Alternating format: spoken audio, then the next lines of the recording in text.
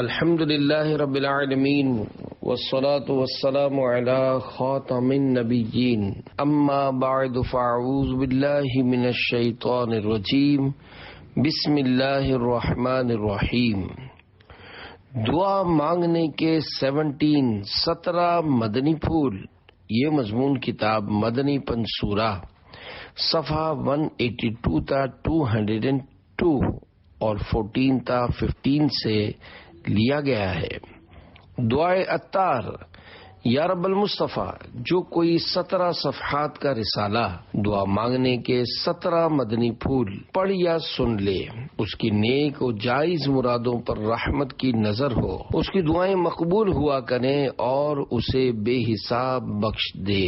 آمین بجاہ خاتم النبیین صلی اللہ علیہ وآلہ وسلم۔ درود شریف کی فضیلت، فرمان آخری نبی صلی اللہ علیہ وآلہ وسلم، جو شخص بروز جمعہ مجھ پر 100 بار درود پاک پڑھے، جب وہ قیامت کے روز آئے گا تو اس کے ساتھ ایک ایسا نور ہوگا کہ اگر وہ ساری مخلوق میں تقسیم کر دیا جائے تو سب کو کفایت کرے۔ صلو علی الحبیب صلی اللہ علی محمد۔ دعا کی اہمیت۔ پیارے پیارے اسلامی بھائیوں، دعا مانگنا بہت بڑی سعادت ہے۔ قرآن و احادیث مبارکہ میں جگہ جگہ دعا مانگنے کی ترغیب دلائی گئی ہے۔ ایک حدیث پاک میں ہے، کیا میں تمہیں وہ چیز نہ بتاؤں جو تمہیں تمہارے دشمن سے نجات دے اور تمہارا رزق وسیع کر دے۔ رات دن اللہ پاک سے دعا مانگتے رہو کہ دعا مومن کا ہتھیار ہے، دعا دافع بلا ہے۔ مکی مدنی سرکار صلی اللہ علیہ وآلہ وسلم کا فرمان مشک بار ہے، بلا اترتی ہے، پھر دعا اس سے جا ملتی ہے، پھر دونوں قیامت تک جھگڑا کرتے رہتے ہیں۔ عبادات میں دعا کا مقام۔ حضرت ابو ذر غفاری رضی اللہ عنہ ارشاد فرماتے ہیں، عبادات میں دعا کی وہی حیثیت ہے جو کھانے میں نمک کی۔ دعا کے 3 فائدے۔ اللہ پاک کے محبوب صلی اللہ علیہ وآلہ وسلم فرماتے ہیں، جو مسلمان ایسی دعا کرے جس میں گناہ اور قطع رحمی کی کوئی بات شامل نہ ہو تو اللہ پاک اسے 3 چیزوں میں سے ایک ضرور عطا فرماتا ہے۔ نمبر 1، اس کی دعا کا نتیجہ جلد ہی اس کی زندگی میں ظاہر ہو جاتا ہے، یا نمبر 2، اللہ پاک کوئی مصیبت اس بندے سے دور فرما دیتا ہے، یا نمبر 3، اس کے لیے آخرت میں بھلائی جمع کی جاتی ہے۔ ایک اور روایت میں ہے کہ بندہ جب آخرت میں اپنی دعاؤں کا ثواب دیکھے گا جو دنیا میں مستجاب یعنی مقبول نہ ہوئی تھیں تو تمنا کرے گا کاش دنیا میں میری کوئی دعا قبول نہ ہوتی۔ پیارے پیارے اسلامی بھائیوں، دیکھا آپ نے، دعا رائے گا تو جاتی ہی نہیں، اس کا دنیا میں اگر اثر ظاہر نہ بھی ہو تو آخرت میں اجر و ثواب مل ہی جائے گا، لہذا دعا میں سستی کرنا مناسب نہیں۔ یا عفو کے 5 حروف کی نسبت سے 5 مدنی پھول۔ نمبر 1، پہلا فائدہ یہ ہے کہ اللہ پاک کے حکم کی پیروی ہوتی ہے کہ اس کا حکم ہے مجھ سے دعا مانگا کرو، جیسا کہ قرآن پاک میں ارشاد ہوتا ہے، ادعونی استجب لکم، پارہ 24 سورہ مومن آیت نمبر 60۔ ترجمہ کنز ایمان، مجھ سے دعا کرو میں قبول کروں گا۔ نمبر 2، دعا مانگنا سنت ہے کہ ہمارے پیارے پیارے آقا مکی مدنی مصطفیٰ صلی اللہ علیہ وآلہ وسلم اکثر اوقات دعا مانگتے، لہذا دعا مانگنے میں اتباع سنت کا بھی شرف حاصل ہوگا۔ نمبر 3، دعا مانگنے میں اطاعت رسول صلی اللہ علیہ وآلہ وسلم بھی ہے کہ آپ صلی اللہ علیہ وآلہ وسلم دعا کی اپنے غلاموں کو تاکید فرماتے رہتے ہیں۔ نمبر 4، دعا مانگنے والا عابدوں کے زمرے یعنی گروہ میں داخل ہوتا ہے کہ دعا بذات خود ایک عبادت بلکہ عبادت کا بھی مغز ہے، جیسا کہ ہمارے پیارے آقا صلی اللہ علیہ وآلہ وسلم کا فرمان عالی شان ہے، الدعاء مخ العبادہ۔ ترجمہ، دعا عبادت کا مغز ہے۔ نمبر 5، دعا مانگنے سے یا تو اس کا گناہ معاف کیا جاتا ہے یا دنیا ہی میں اس کے مسائل حل ہوتے ہیں، یا پھر وہ دعا اس کے لیے آخرت کا ذخیرہ بن جاتی ہے۔ نہ جانے کون سا گناہ ہو گیا ہے۔ پیارے پیارے اسلامی بھائیوں، دیکھا آپ نے، دعا مانگنے میں اللہ پاک اور اس کے پیارے حبیب ماہ نبوت صلی اللہ علیہ وآلہ وسلم کی اطاعت بھی ہے۔ دعا مانگنا سنت بھی ہے۔ دعا مانگنے سے عبادت کا ثواب بھی ملتا ہے، نیز دنیا و آخرت کے متعدد فوائد حاصل ہوتے ہیں۔ بعض لوگوں کو دیکھا گیا ہے کہ وہ دعا کی قبولیت کے لیے بہت جلدی مچاتے، بلکہ معاذ اللہ باتیں بناتے ہیں کہ ہم تو اتنے عرصے سے دعائیں مانگ رہے ہیں، بزرگوں سے بھی دعائیں کرواتے رہے ہیں، کوئی پیر فقیر نہیں چھوڑا، یہ وظائف پڑھتے ہیں، وہ اوراد پڑھتے ہیں، فلاں فلاں مزار پر بھی گئے، مگر اللہ پاک ہماری یہ حاجت پوری کرتا ہی نہیں، بلکہ بعض یہ بھی کہتے سنے جاتے ہیں، نہ جانے ایسا کون سا گناہ ہو گیا ہے جس کی ہمیں سزا مل رہی ہے۔ نماز نہ پڑھنا تو گویا خطا ہی نہیں۔ اس طرح کی بھڑاس نکالنے والے سے اگر دریافت کیا جائے کہ بھائی آپ نماز تو پڑھتے ہی ہوں گے، تو شاید جواب ملے جی نہیں۔ دیکھا آپ نے، زبان پر تو بے ساختہ جاری ہو رہا ہے، نہ جانے کیا خطا ہم سے ایسی ہوئی ہے جس کی ہم کو سزا مل رہی ہے، اور نماز میں ان کی غفلت تو انہیں نظر ہی نہیں آ رہی۔ گویا نماز نہ پڑھنا تو معاذ اللہ کوئی گناہ ہی نہیں ہے۔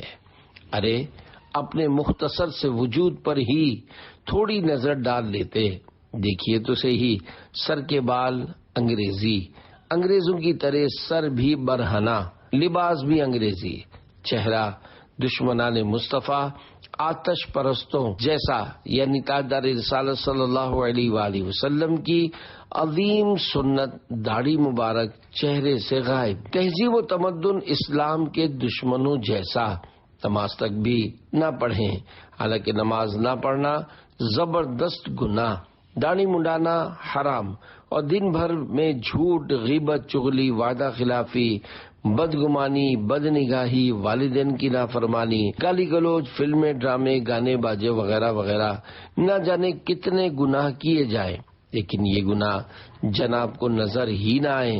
اتنے گناہ کرنے کے باوجود شیطان غافل کر دیتا ہے اور زبان پر یہ الفاظ شکوہ کھیل رہے ہوتے ہیں، کیا خطا ہم سے ایسی ہوئی ہے جس کی ہم کو سزا مل رہی ہے۔ جس دوست کی بات نہ مانے، ذرا سوچئے تو صحیح، آپ کا کوئی جگری دوست آپ کو کئی بار کچھ کام بتائے، مگر آپ اس کا کام نہ کریں، اور کبھی آپ کو اپنے اسی دوست سے کام پڑ جائے، تو ظاہر ہے آپ پہلے ہی سہمے رہیں گے کہ میں نے تو اس کا ایک بھی کام نہیں کیا، اب وہ بھلا میرا کام کیوں کرے گا۔ اگر آپ نے ہمت کر کے بات کر کے بھی دیکھی اور واقعی اس نے کام نہ بھی کیا، تب بھی آپ شکوہ نہیں کر سکیں گے، کیونکہ آپ نے بھی تو اپنے دوست کا کوئی کام نہیں کیا تھا۔ اب ٹھنڈے دل سے غور کیجئے کہ اللہ پاک نے کتنے کام بتائے، کیسے کیسے احکام جاری فرمائے، مگر خود اس کے کون سے احکام پر عمل کرتے ہیں۔ غور کرنے پر معلوم ہوگا کہ اس کے کئی احکامات کی بجا آوری میں نہایت ہی کوتاہ واقع ہوئے ہیں۔ امید ہے بات سمجھ میں آ گئی ہوگی کہ خود تو اپنے پروردگار کے حکموں پر عمل نہ کریں، اور وہ اگر کسی بات یعنی دعا کا اثر ظاہر نہ فرمائے تو شکوہ شکایت لے کر بیٹھ جائیں۔ دیکھیے نا، آپ اگر اپنے کسی جگری دوست کی کوئی بات بار بار ٹالتے رہیں تو ہو سکتا ہے کہ وہ آپ سے دوستی ہی ختم کر دے، لیکن اللہ پاک بندوں پر کس قدر مہربان ہے کہ لاکھ اس کے فرمان کی خلاف ورزی کریں، پھر بھی وہ اپنے بندوں کی فہرست سے خارج نہیں کرتا، وہ لطف و کرم فرماتا ہی رہتا ہے۔ ذرا غور تو فرمائیے، جو بندے احسان فراموشی کا مظاہرہ کر رہے ہیں، اگر وہ بھی بطور سزا اپنے احسانات ان سے روک لے تو ان کا کیا بنے گا؟ یقیناً اس کی عنایت کے بغیر ایک قدم بھی نہیں اٹھا سکتا۔ ارے وہ اپنی عظیم الشان نعمت ہوا کو جو بالکل مفت عطا فرما رکھی ہے اگر چند لمحوں کے لیے روک لے تو ابھی لاشوں کے انبار لگ جائیں۔ قبولیت دعا میں تاخیر کا ایک سبب۔ پیارے پیارے اسلامی بھائیوں، بسا اوقات قبولیت دعا کی تاخیر میں کافی مصلحتیں بھی ہوتی ہیں جو ہماری سمجھ میں نہیں آتی۔ حضور صلی اللہ علیہ وآلہ وسلم کا فرمانے پر سرور ہے، جب اللہ کا کوئی پیارا دعا کرتا ہے تو اللہ پاک جبریل علیہ السلام سے ارشاد فرماتا ہے، ٹھہرو، ابھی نہ دو کہ پھر مانگے کہ مجھ کو اس کی آواز پسند ہے۔ اور جب کوئی کافر یا فاسق دعا کرتا ہے فرماتا ہے، اے جبریل علیہ السلام اس کا کام جلدی کر دو تاکہ پھر نہ مانگے کہ مجھ کو اس کی آواز مکروہ یعنی ناپسند ہے۔ واقعہ، حضرت یحییٰ بن سعید بن قطان رحمۃ اللہ علیہ نے اللہ پاک کو خواب میں دیکھا۔ عرض کی، الہی میں اکثر دعا کرتا ہوں اور تو قبول نہیں فرماتا۔ حکم ہوا، اے یحییٰ میں تیری آواز کو دوست رکھتا ہوں، اس واسطے تیری دعا کی قبولیت میں تاخیر کرتا ہوں۔ پیارے پیارے اسلامی بھائیوں، ابھی جو حدیث پاک اور حکایت گزری اس میں یہ بتایا گیا ہے کہ اللہ پاک کو اپنے نیک بندوں کی گریہ و زاری پسند ہے، تو یوں بھی بسا اوقات قبولیت دعا میں تاخیر ہوتی ہے۔ اب اس مصلحت کو ہم کیسے سمجھ سکتے ہیں؟ بہرحال جلدی نہیں مچانی چاہیے۔ احسن الویاء صفحہ 33 میں آداب دعا بیان کرتے ہوئے حضرت رئیس المتکلمین مولانا نقی علی خان رحمۃ اللہ علیہ فرماتے ہیں، جلدی مچانے والے کی دعا قبول نہیں ہوتی۔ دعا کے آداب میں سے یہ بھی ہے کہ دعا کے قبول میں جلدی نہ کرے۔ حدیث شریف میں ہے کہ خدا کریم 3 آدمیوں کی دعا قبول نہیں کرتا۔ ایک وہ کہ گناہ کی دعا مانگے، دوسرا وہ کہ ایسی بات چاہے کہ قطع رحم ہو، تیسرا وہ کہ قبول میں جلدی کرے کہ میں نے دعا مانگی اب تک قبول نہیں ہوئی۔ اس حدیث میں فرمایا گیا کہ ناجائز کام کی دعا نہ مانگی جائے کہ وہ قبول نہیں ہوتی، نیز کسی رشتہ دار کا حق ضائع ہوتا ہو، ایسی بھی دعا نہ مانگے، اور دعا کی قبولیت کے لیے جلدی بھی نہ کرے ورنہ دعا قبول نہ کی جائے گی۔ احسن الویاء آداب دعا پر اعلی حضرت امام اہل سنت مولانا شاہ امام احمد رضا خان رحمۃ اللہ علیہ نے حاشیہ تحریر فرمایا ہے اور اس کا نام ذیل المدعا لأحسن الویاء رکھا ہے۔ اسی حاشیے میں ایک مقام پر دعا کی قبولیت میں جلدی مچانے والوں کو اپنے مخصوص اور نہایت ہی علمی انداز میں سمجھاتے ہوئے فرماتے ہیں، افسروں کے پاس تو بار بار دھکے کھاتے ہو، مگر سگانے دنیا یعنی دنیاوی افسروں کے امیدواروں یعنی ان سے کام نکلوانے کے آرزو مندوں کو دیکھا جاتا ہے کہ 3 برس تک امیدواری اور انتظار میں گزارتے ہیں، صبح و شام ان کے دروازوں پر دوڑتے ہیں یعنی دھکے کھاتے ہیں، اور وہ افسران ہیں کہ رخ نہیں ملاتے، جواب نہیں دیتے، جھڑکتے، دل تنگ ہوتے، ناک بھون چڑھاتے ہیں۔ امیدواری میں لگایا تو بیگار یعنی بیکار محنت سر پر ڈالی، یہ حضرت گرے یعنی امیدوار جیب سے کھاتے، گھر سے منگاتے، بیکار بیگار یعنی فضول محنت کی بلا اٹھاتے ہیں، اور وہاں یعنی افسروں کے پاس دھکے کھانے میں برسوں گزرے، ہنوز یعنی ابھی تک گویا روز اول ہی ہے، مگر یہ دنیاوی افسروں کے پاس دھکے کھانے والے نہ امید توڑیں نہ افسروں کا پیچھا چھوڑیں، اور احکم الحاکمین اکرم الاکرمین کے دروازے پر اول تو آتا ہی کون ہے، اور آئے بھی تو اکتاتے گھبراتے کل کا ہوتا آج ہو جائے۔ ایک ہفتہ کچھ پڑھتے گزرا اور شکایت ہونے لگی، صاحب پڑھا تو تھا کچھ اثر نہ ہوا۔ یہ احمق اپنے لیے اجابت یعنی قبولیت کا دروازہ خود بند کر لیتے ہیں، محمد رسول اللہ صلی اللہ علیہ وآلہ وسلم فرماتے ہیں یستجاب لأحدکم ما لم یعجل یقول دعوت فلم یستجب لی. ترجمہ: تمہاری دعا قبول ہوتی ہے جب تک جلدی نہ کرو. یہ مت کہو کہ میں نے دعا کی تھی قبول نہ ہوئی. بعض تو اس پر ایسے جامے سے باہر یعنی بے قابو ہو جاتے ہیں کہ اعمال و ادعیہ یعنی اوراد اور دعاؤں کے اثر سے بے اعتقاد بلکہ اللہ پاک کے وعدہ کرم سے بے اعتماد. والعیاذ باللہ الکریم الجواد. ایسوں سے کہا جائے کہ اے بے حیا بے شرمو ذرا اپنے گریبان میں منہ ڈالو. اگر کوئی تمہارا برابر والا دوست تم سے 1000 بار کچھ کام اپنے کہے اور تم اس کا ایک کام نہ کرو تو اپنے کام اس سے کہتے ہوئے اول تو آپ لجاؤ یعنی شرماؤ گے کہ ہم نے تو اس کا کہنا کیا ہی نہیں، اب کس منہ سے اس سے کام کو کہیں. اور اگر غرض دیوانی ہوتی ہے یعنی مطلب پڑا تو کہہ بھی دیا اور اس نے اگر تمہارا کام نہ کیا تو اصلاً محل شکایت نہ جانو گے یعنی اس بات پر شکایت کرو گے ہی نہیں. ظاہر ہے خود ہی سمجھتے ہو کہ ہم نے اس کا کام کب کیا تھا جو وہ کرتا. اب جانچو کہ تم مالک علل اطلاق عز و جل کے کتنے احکام بجا لاتے ہو. اس کے حکم بجا نہ لانا اور اپنی درخواست کا خواہی نہ خواہی ہر صورت میں قبول چاہنا کیسی بے حیائی ہے. او احمق، پھر فرق دیکھ، اپنے سر سے پاؤں تک نظر غور کر. ایک ایک روئے میں ہر وقت ہر آن کتنی کتنی ہزار در ہزار در ہزار صد ہزار بے شمار نعمتیں ہیں. تو سوتا ہے اور اس کے معصوم بندے یعنی فرشتے تیری حفاظت کو پہرا دے رہے ہیں. تو گناہ کر رہا ہے اور پھر بھی سر سے پاؤں تک صحت و عافیت، بلاؤں سے حفاظت، کھانے کا ہضم، فضلات یعنی جسم کے اندر کی گندگیوں کا دفع، خون کی روانی، اعضاء میں طاقت، آنکھوں میں روشنی، بے حساب کرم بے مانگے بے چاہے تجھ پر اتر رہے ہیں. پھر اگر تیری بعض خواہشیں عطا نہ ہوں کس منہ سے شکایت کرتا ہے؟ تو کیا جانے کہ تیرے لیے بھلائی کاہے میں ہے؟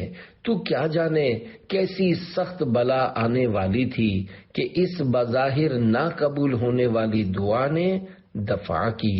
تو کیا جانے کہ اس دعا کے عوض کیسا ثواب تیرے لیے ذخیرہ ہو رہا ہے. اس کا وعدہ سچا ہے اور قبول کی یہ تینوں صورتیں ہیں جن میں ہر پہلی پچھلی سے اعلیٰ ہے. ہاں، بے اعتقادی آئی تو یقین جان کے مارا گیا اور ابلیس لعین نے تجھے اپنا سا کر لیا. والعیاذ باللہ سبحانہ وتعالی. اور اللہ کی پناہ، وہ پاک ہے اور عظمت والا. اے ذلیل خاک، اے آب ناپاک، اپنا منہ دیکھ اور اس عظیم شرف پر غور کر کے اپنی بارگاہ میں حاضر ہونے، اپنا پاک متعالی یعنی بلند نام لینے، اپنی طرف منہ کرنے، اپنے پکارنے کی تجھے اجازت دیتا ہے. لاکھوں مرادیں اس فضل عظیم پر نثار. او بے صبرے، ذرا بھیک مانگنا سیکھ. اس آستان رفیع کی خاک پر لوٹ جا اور لپٹا رہے اور ٹکٹکی بندھی رکھ کے اب دیتے ہیں بلکہ پکارنے، اس سے مناجات کرنے کی لذت میں ایسا ڈوب جا کہ ارادہ و مراد کچھ یاد نہ رہے. یقین جان کہ اس دروازے سے ہرگز محروم نہ پھرے گا کہ من دقا باب الکریم ان فتح، یعنی جس نے کریم کے دروازے پر دستک دی تو وہ اس پر کھل گیا. وباللہ التوفیق، اور توفیق اللہ پاک کی طرف سے ہے.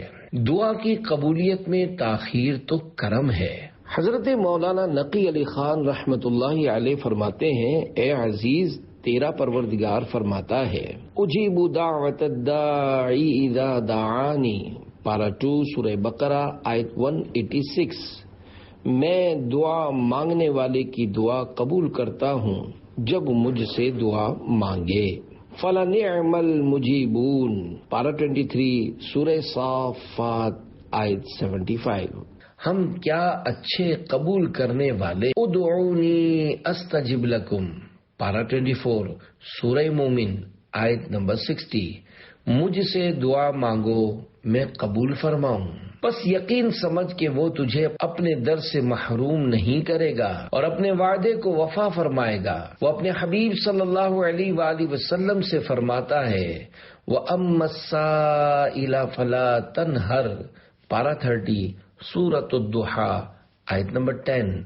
سائل کو نہ جھڑک، آپ کس طرح اپنے خوانے کرم سے دور کرے گا، بلکہ وہ تجھ پر نظر کرم رکھتا ہے کہ تیری دعا کے قبول کرنے میں دیر کرتا ہے۔ پیارے پیارے اسلامی بھائیوں، الحمدللہ عاشقان رسول کی دینی تحریک دعوت اسلامی کے مدنی قافلوں میں عاشقان رسول کے ساتھ سنتوں بھرا سفر کر کے دعا مانگنے والوں کے مسائل حل ہونے کے کافی واقعات سننے کو ملتے ہیں۔ مدنی قافلے میں عرق النساء کا علاج ہو گیا۔ ایک اسلامی بھائی کا بیان اپنے انداز میں عرض کرنے کی سعادت حاصل کرتا ہوں۔ ہمارا مدنی قافلہ ٹھٹھا شہر وارد ہوا۔ شرکا میں سے ایک اسلامی بھائی کو عرق النساء کا شدید درد اٹھتا تھا۔ بیچارے شدت درد سے ماہیے بے آب کی طرح تڑپتے تھے۔ ایک بار درد کے سبب رات بھر سو نہ سکے۔ آخری دن امیر قافلہ نے فرمایا آئیے سب مل کر ان کے لیے دعا کرتے ہیں۔ چنانچہ دعا شروع ہوئی۔ ان اسلامی بھائی کا بیان ہے الحمدللہ دوران دعا ہی درد میں کمی آنا شروع ہو گئی اور کچھ دیر کے بعد عرق النساء کا درد بالکل جاتا رہا۔ الحمدللہ یہ بیان دیتے وقت کافی عرصہ ہو چکا ہے۔ وہ دن آج کا دن مجھے پھر کبھی عرق النساء کی تکلیف نہیں ہوئی۔ الحمدللہ یہ بیان دیتے وقت مجھے علاقائی مدنی قافلہ ذمہ دار کی حیثیت سے مدنی قافلوں کی دھومیں مچانے کی خدمت ملی ہوئی ہے۔ گر ہو عرق النساء یا عارضہ کو عیسا، پاؤ گے صحتیں قافلے میں چلو، دور بیماریاں اور پریشانیاں ہوں گی بس چل پڑے قافلے میں چلو۔ صلو علی الحبیب صلی اللہ علی محمد۔ پیارے پیارے اسلامی بھائیوں، دیکھا آپ نے مدنی قافلے کی برکت سے عرق النساء جیسی موذی بیماری سے نجات مل گئی۔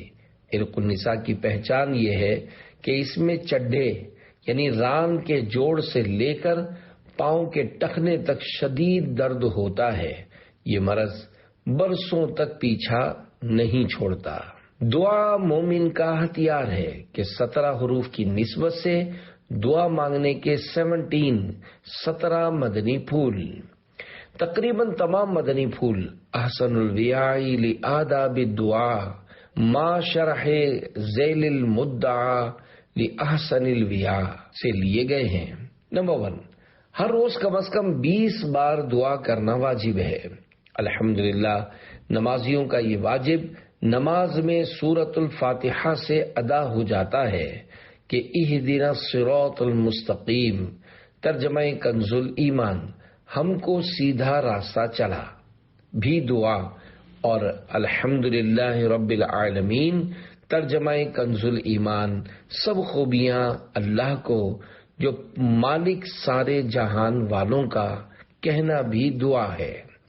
نمبر 2، دعا میں حد سے نہ بڑھے، مثلا انبیاء کرام علیہم السلام کا مرتبہ مانگنا یا آسمان پر چڑھنے کی تمنا کرنا، نیز دونوں جہاں کی ساری بھلائیاں اور سب کی سب خوبیاں مانگنا بھی منع ہے۔ ان خوبیوں میں مراتب انبیاء علیہم السلام بھی ہیں جو نہیں مل سکتے۔ نمبر 3، جو محال یعنی ناممکن یا قریب بمحال ہو اس کی دعا نہ مانگے۔ لہذا ہمیشہ کے لیے تندرستی، عافیت مانگنا کہ آدمی عمر بھر کبھی کسی طرح کی تکلیف میں نہ پڑے، یہ محال عادی کی دعا مانگنا ہے۔ یوں ہی لمبے قد کے آدمی کا چھوٹا قد ہونے یا چھوٹی آنکھ والے کا بڑی آنکھ کی دعا کرنا ممنوع ہے کہ یہ ایسے امر کی دعا ہے جس پر قلم جاری ہو چکا۔ نمبر 4، گناہ کی دعا نہ کرے کہ مجھے پرایا مال مل جائے، کہ گناہ کی طلب کرنا بھی گناہ ہے۔ نمبر 5، قطع رحم یعنی فلاں رشتہ دار میں لڑائی ہو جائے کی دعا نہ کرے۔ نمبر 6، اللہ پاک سے صرف حقیر چیز نہ مانگے کہ پروردگار غنی ہے، بلکہ اپنی تمام توجہ اسی کی طرف رکھے اور ہر چیز کا اسی سے سوال کرے۔ نمبر 7، رنج و مصیبت سے گھبرا کر اپنے مرنے کی دعا نہ کرے، خیال رہے کہ دنیاوی نقصان سے بچنے کے لیے موت کی تمنا ناجائز ہے اور دینی مضرت یعنی دینی نقصان کے خوف سے جائز۔ نمبر 8، بلا ضرورت شرعی کسی کے مرنے اور خرابی یعنی بربادی کی دعا نہ کرے، البتہ اگر کسی کافر کے ایمان نہ لانے پر یقین یا ظن غالب ہو اور اس کے جینے سے دین کا نقصان ہو یا کسی ظالم سے توبہ اور ظلم چھوڑنے کی امید نہ ہو اور اس کا مرنا تباہ ہونا مخلوق کے حق میں مفید ہو تو ایسے شخص پر بد دعا کرنا درست ہے۔ نمبر 9، کسی مسلمان کو یہ بد دعا نہ دے کہ تو کافر ہو جائے، کہ بعض علماء کے نزدیک ایسی دعا مانگنا کفر ہے، اور تحقیق یہ ہے کہ اگر کفر کو اچھا یا اسلام کو برا جان کر کہے تو بے شک کفر ہے، ورنہ بڑا گناہ ہے۔ مسلمان کی بدخواہی یعنی برا چاہنا حرام ہے، خصوصاً یہ بدخواہی کہ فلاں کا ایمان برباد ہو جائے تو سب بدخوابیوں سے بدتر ہے۔ نمبر 10، کسی مسلمان پر لعنت نہ کرے اور اسے مردود و ملعون نہ کہے، اور جس کافر کا کفر پر مرنا یقینی نہیں اس پر بھی نام لے کر لعنت نہ کرے۔ 11، کسی مسلمان کو یہ بد دعا نہ دے کہ تجھ پر خدا کا غضب نازل ہو اور تو بھاڑ یعنی آگ یا دوزخ میں داخل ہو، کہ حدیث شریف میں اس کی ممانعت وارد ہے۔ 12، جو کافر مرا اس کے لیے دعائے مغفرت حرام و کفر ہے۔ 13، یہ دعا کرنا خدایا سب مسلمانوں کے سب گناہ بخش دے جائز نہیں، کہ اس میں ان احادیث مبارکہ کی تکذیب یعنی جھٹلانا ہوتی ہے جن میں بعض مسلمان کا دوزخ میں جانا وارد ہوا۔ البتہ یوں دعا کرنا ساری امت محمد صلی اللہ علیہ وآلہ وسلم کی مغفرت یعنی بخشش ہو یا سارے مسلمانوں کی مغفرت ہو جائز ہے۔ 14، اپنے لیے اور اپنے دوست احباب اہل و مال اور اولاد کے لیے بد دعا نہ کرے، کیا معلوم کہ قبولیت کا وقت ہو اور بد دعا کا اثر ظاہر ہونے پر ندامت ہو۔ 15، جو چیز حاصل ہو یعنی اپنے پاس موجود ہو اس کی دعا نہ کرے، مثلا مرد یوں نہ کہے کہ یا اللہ پاک مجھے مرد کر دے، مثلا استہزاء یعنی مذاق بنانا ہے۔ البتہ ایسی دعا جس میں شریعت کے حکم کی تعمیل یا عاجزی و بندگی کا اظہار یا پروردگار اور مدینے کے تاجدار صلی اللہ علیہ وآلہ وسلم سے محبت یا دین یا اہل دین کی طرف سے رغبت یا کفر و کافرین سے نفرت وغیرہ کے فوائد نکلتے ہوں وہ جائز ہے، اگرچہ اس امر کا حصول یقینی ہو، جیسے درود شریف پڑھنا، وسیلے کی، صراط مستقیم کی، اللہ و رسول صلی اللہ علیہ وآلہ وسلم کے دشمنوں پر غضب و لعنت کی دعا کرنا۔ 16، دعا میں تنگی نہ کریں، مثلا یوں نہ مانگے کہ یا اللہ پاک تنہا مجھ پر رحم فرما، یا صرف مجھے اور میرے فلاں فلاں دوست کو نعمت بخش۔ بہتر یہ ہے کہ سب مسلمانوں کو دعا میں شامل کر لے۔ اس کا ایک فائدہ یہ بھی ہوگا کہ اگر خود اس نیک بات کا حقدار نہ بھی ہوا تو اچھے مسلمانوں کے طفیل پالے گا۔ 17، حجت الاسلام حضرت امام محمد غزالی رحمۃ اللہ علیہ فرماتے ہیں مضبوط عقیدے کے ساتھ دعا مانگے اور قبولیت کا یقین رکھے۔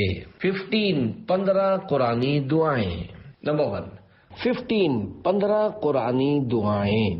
نمبر 1، ربنا آتنا فی الدنیا حسنۃ وفی الآخرۃ حسنۃ وقنا عذاب النار۔ پارہ 2 سورہ بقرہ آیت 201۔ ترجمہ کنز الایمان۔ اے رب ہمارے، ہمیں دنیا میں بھلائی دے اور ہمیں آخرت میں بھلائی دے اور ہمیں عذاب دوزخ سے بچا۔ نمبر 2، ربنا لا تؤاخذنا ان نسینا او اخطأنا۔ پارہ 3 سورہ بقرہ آیت 286۔ ترجمہ، اے رب ہمارے، ہمیں نہ پکڑ اگر ہم بھولیں یا چونکیں۔ نمبر 3، ربنا ولا تحمل علينا اصرا كما حملته على الذين من قبلنا۔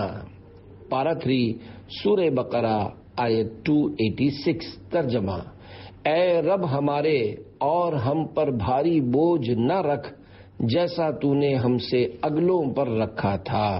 نمبر 4، ربنا لا تزغ قلوبنا بعد اذ هديتنا وهب لنا من لدنك رحمة انك انت الوهاب۔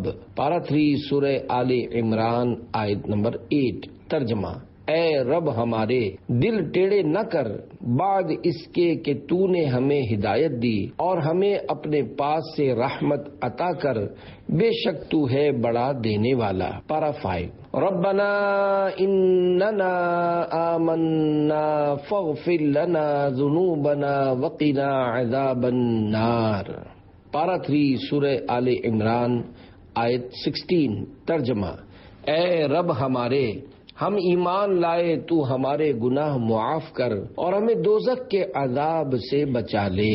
نمبر 6، ربنا فاغفر لنا ذنوبنا وکفر عنا سیئاتنا وتوفنا مع الابرار۔ پارہ 4 سورہ آل عمران آیت 193۔ ترجمہ، اے رب ہمارے، تو ہمارے گناہ بخش دے اور ہماری برائیاں محو فرما، مٹا دے اور ہماری موت اچھوں کے ساتھ کر۔ نمبر 7، ربنا لا تجعلنا مع القوم الظالمین۔ پارہ 8 سورہ الاعراف آیت 47۔ ترجمہ، اے ہمارے رب، ہمیں ظالموں کے ساتھ نہ کر۔ نمبر 8، ربنا افرغ علینا صبرا وتوفنا مسلمین۔ سورہ اعراف پارہ 9 آیت 126۔ ترجمہ، اے رب ہمارے، ہم پر صبر انڈیل دے اور ہمیں مسلمان اٹھا۔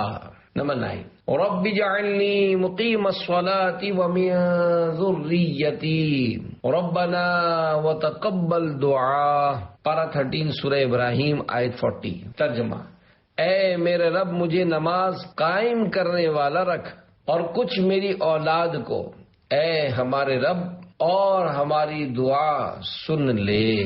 نمبر 10، ربنا اغفر لی ولوالدی وللمؤمنین یوم یقوم الحساب۔ پارہ 13 سورہ ابراہیم آیت 41۔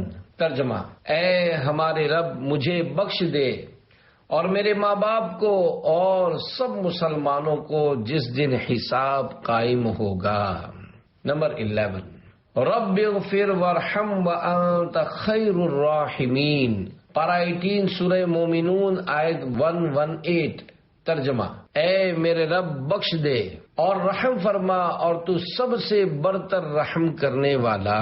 نمبر 12، ربنا هب لنا من ازواجنا وذرياتنا قرة اعین واجعلنا للمتقین اماما۔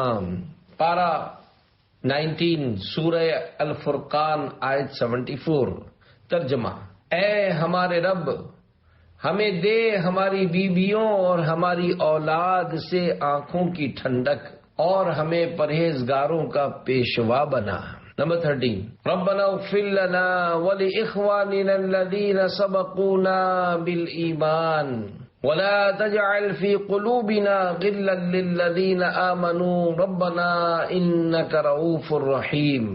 پارہ 28 سورہ حشر آیت نمبر 10۔ ترجمہ، اے ہمارے رب، ہمیں بخش دے اور ہمارے بھائیوں کو جو ہم سے پہلے ایمان لائے، اور ہمارے دل میں ایمان والوں کی طرف سے کینہ نہ رکھ، اے رب ہمارے، بے شک تو ہی نہایت مہربان رحم والا ہے۔ 14 ربی اعوذ بک من ہمزات الشیاطین، پارہ 18 سورہ مومنون آیت 97۔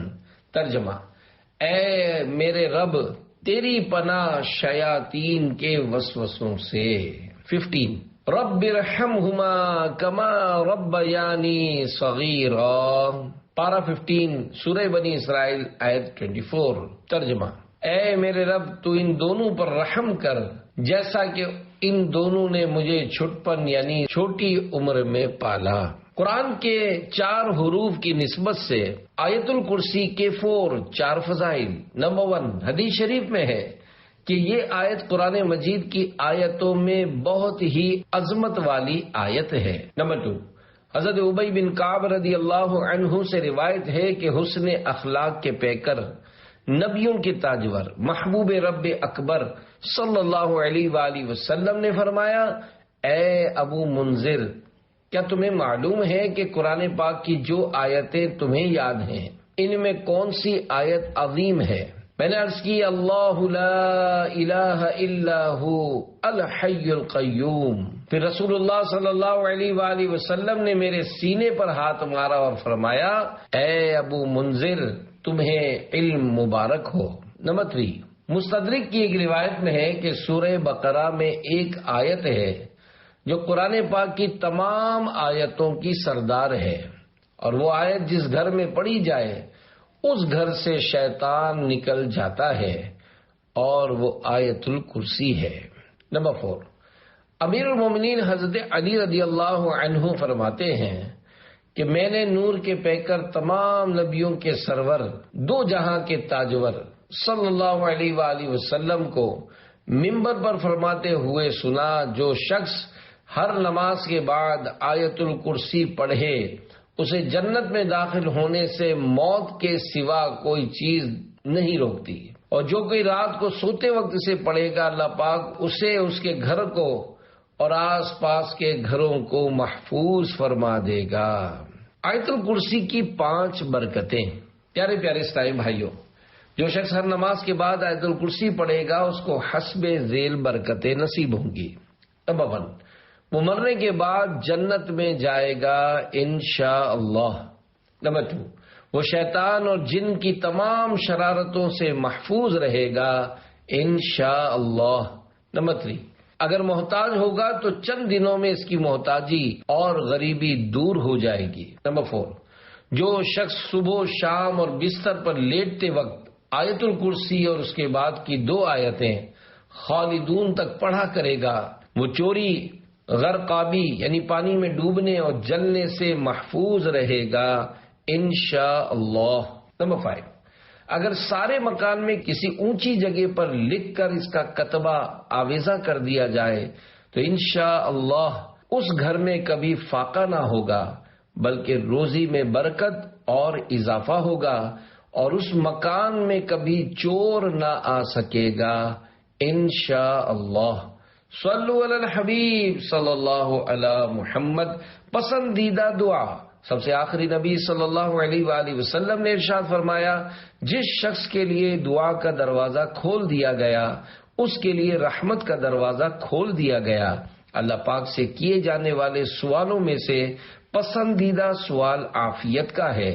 جو مصیبت نازل ہو چکی اور جو نازل نہیں ہوئی ان سب میں دعا سے نفع ہوتا ہے۔